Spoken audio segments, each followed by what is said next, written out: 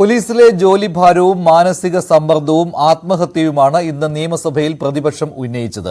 പ്രശ്നങ്ങൾ എങ്ങനെ പരിഹരിക്കുമെന്ന് പരിശോധിക്കാമെന്ന് മുഖ്യമന്ത്രി നിയമസഭയ്ക്ക് ഉറപ്പു നൽകി. പോലീസിലെ നിയമന നിരോധനവും രാഷ്ട്രീയ ഇടപെടലും ആത്മഹത്യയ്ക്ക് കാരണമാകുന്നുവെന്നും പ്രതിപക്ഷം കുറ്റപ്പെടുത്തുകയുണ്ടായി. പോലീസിന് മേലുള്ള സമ്മർദ്ദം വിശദീകരിക്കാൻ സ്വർണം പൊട്ടിക്കലിലെയും പോലീസ് സ്റ്റേഷൻ ആക്രമണത്തിലെയും CPM ബന്ധവും പ്രതിപക്ഷ നേതാവ് ഉന്നയിച്ചു. പോലീസുകാരന്റെ ആത്മഹത്യാക്കുറിപ്പ് വായിച്ചാണ് PC വിഷ്ണുനാഥ് പോലീസുകാർ നേരിടുന്ന ഗുരുതരമായ വിഷയം സഭയുടെ ശ്രദ്ധയിൽ കൊണ്ടുവന്നത്. പോലീസുകാരുടെ മേലുള്ള സർക്കാരിന്റെ അതിക്രമങ്ങൾ കാരണം സേനയിൽ ആത്മഹത്യ വർദ്ധിക്കുന്നത് അടിയന്തര പ്രമേയത്തിന്റെ വിഷയമാകുന്നത് ഒരുപക്ഷെ ഈ നിയമസഭയുടെ ചരിത്രത്തിൽ ആദ്യമായിട്ടായിരിക്കാം. സർ, ആവശ്യത്തിന് സേനാ അംഗങ്ങളെ വിന്യസിക്കാതെ അമിത ജോലിഭാരം അടിച്ചേൽപ്പിക്കുന്നത് സ്റ്റേറ്റ് സ്പോൺസേഡ് അട്രോസിറ്റിയാണ്. അത് മനുഷ്യാവകാശ ലംഘനമാണ്.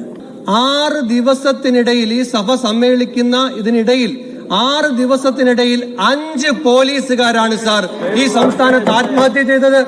മാനസിക സമ്മർദ്ദവും ജോലിഭാരവും പോലീസുകാർ നേരിടുന്നുവെന്നത് മുഖ്യമന്ത്രിയും സമ്മതിച്ചു. എന്നാൽ അതിന് ഔദ്യോഗികമായ കാരണങ്ങൾ മാത്രമല്ലെന്ന് മുഖ്യമന്ത്രി. നമ്മുടെ സേനയിലുണ്ടാകുന്ന സംഘർഷം കൊണ്ട് മാത്രം സംഭവിക്കുന്ന ഒന്നല്ല. പക്ഷെ നമുക്ക് ഓരോ ആത്മഹത്യയുടെയും കാരണമെന്തായിരുന്നുവെന്ന ഒരു പരിശോധനയിലേക്ക് ഇപ്പോൾ കടക്കേണ്ടതില്ല എന്നാണ് തോന്നുന്നത്.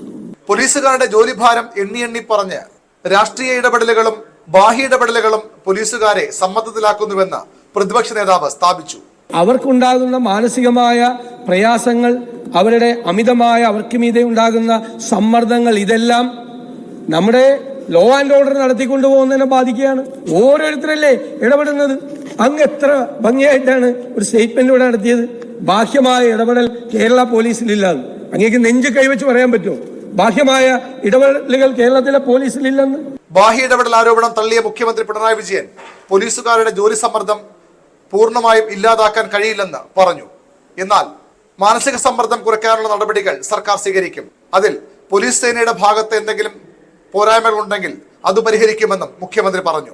പോലീസിൽ നിയമന നിരോധനമെന്ന ആരോപണവും മുഖ്യമന്ത്രി അംഗീകരിക്കാത്തതോടെ പ്രതിപക്ഷം സഭയിൽ നിന്ന് ഇറങ്ങിപ്പോയി. ന്യൂസ് 18 തിരുവനന്തപുരം.